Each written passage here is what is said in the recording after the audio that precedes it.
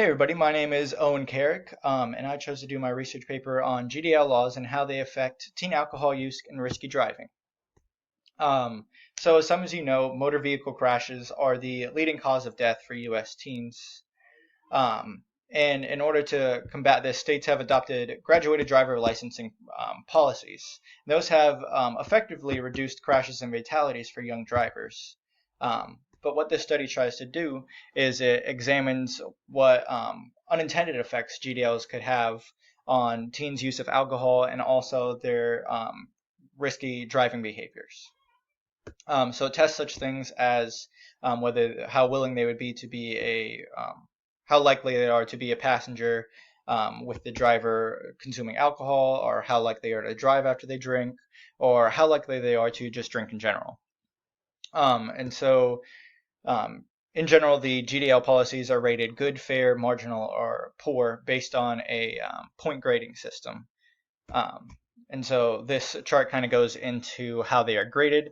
They earn different points for having different restrictions, such as a passenger restriction, a nighttime driving restriction, or how old they start giving out learner's permits, which for Georgia would get a point for all of those, as they do conduct in those policies having a nighttime restriction at midnight and things like that.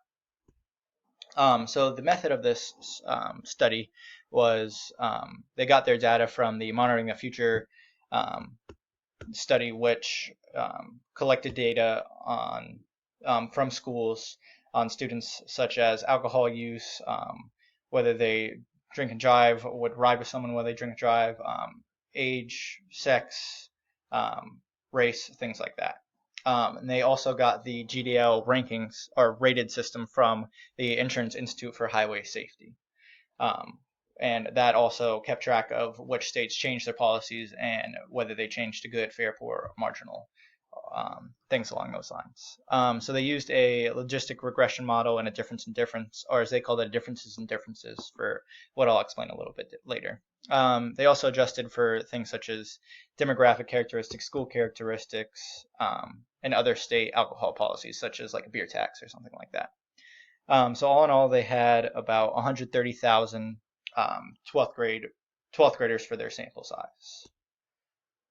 So getting into the first table of results, we can see here that um, the for marginal GDL policies for states, the youth were 1.73 times more likely to be a passenger in a car with someone with the driver who had binge drank earlier, um, who had been binge drinking, or they were also about 1.3 times more likely to be in a car with a driver who had just drank alcohol before.